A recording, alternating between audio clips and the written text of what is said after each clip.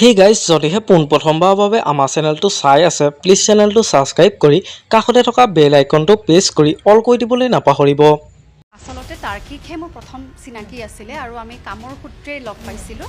সেইটো খুব সম্ভৱ 2018 মানৰ কথা হ'ব।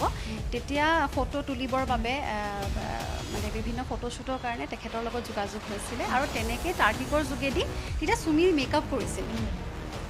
চুমিৰ লগত মোৰ চিনাকি হৈছিলে আৰু চুমিৰ জৰিয়তে মোৰ বিশালৰ লগত এনেকৈ বিয়াখনত লগ পাইছোঁ বা তেনেকৈ লগ পাইছোঁ। মই খুব সাধাৰণ ঘৰৰ এগৰাকী ছোৱালী, মই সাধাৰণভাৱে থাকি ভাল পাওঁ আৰু মই তেনেকৈয়ে সুখী। সত্য পথত থাকক, সৎ হৈ থাকক, তেতিয়া এতিয়া যিবিলাক কেলেংকাৰী কথা আলোচনা হৈছে, বিভিন্ন চৰ্চা হৈছে, এই কথাবিলাক আচলতে উচিত মানে তদন্ত হৈ উচিত শাস্তি পাব লাগে। যিসকলে দুখ কৰিছে, যদি কৰা নাই এইটো আইনে চাব।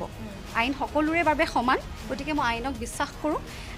উচিত দোষীয়ে মানে যিগৰাকী সঁচাকৈ দুখ কৰিছে তেওঁ উচিত শাস্তি পাওক, মোৰ সেইটোৱে মনৰ পৰা কামনা। খুব স্পষ্টকৈ যোৱা নিশা কালি নিশা মই মোৰ ফালৰ পৰা যিখিনি ক'বলগীয়া আছিলে মোৰ সামাজিক মাধ্যমৰ জৰিয়তে মই ৰাইজক জনাইছোঁ আৰু সেইটো আকৌবাৰ আপোনালোকৰ চেনেলটিৰ জৰিয়তে মই কওঁ যে মই কোনো ধৰণৰ ব্যৱসায়িক, কোনো ধৰণৰ ফাইনেন্সিয়েল, কোনো ধৰণৰ বিনিয়োগৰ ইনভেষ্টমেণ্টৰ সম্পৰ্কত মই তেওঁলোকৰ লগত নাছিলোঁ।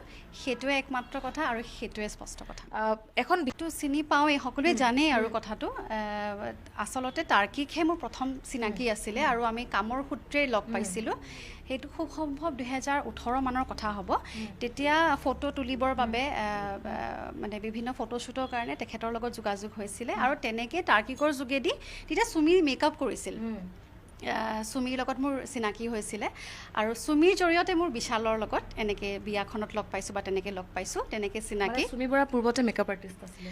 মেকআপ কৰিছিল আগতে দেই, 2018 মানত। তাৰপিছত কিন্তু তাই বহুত দিন সেইটো নকৰিলে। তাৰপিছত তাই যিহেতু নৃত্যশিল্পী, নাচে বা অভিনয় কৰে, সেইটো তাৰপিছত আচলতে মই তেনেকৈ চিনাকি, গোটেই বিয়াটো লগ পালোঁ আৰু সেইখিনিয়ে কথা, সেইখিনিয়ে চিনাকি, তেনেকেই চিনাকি।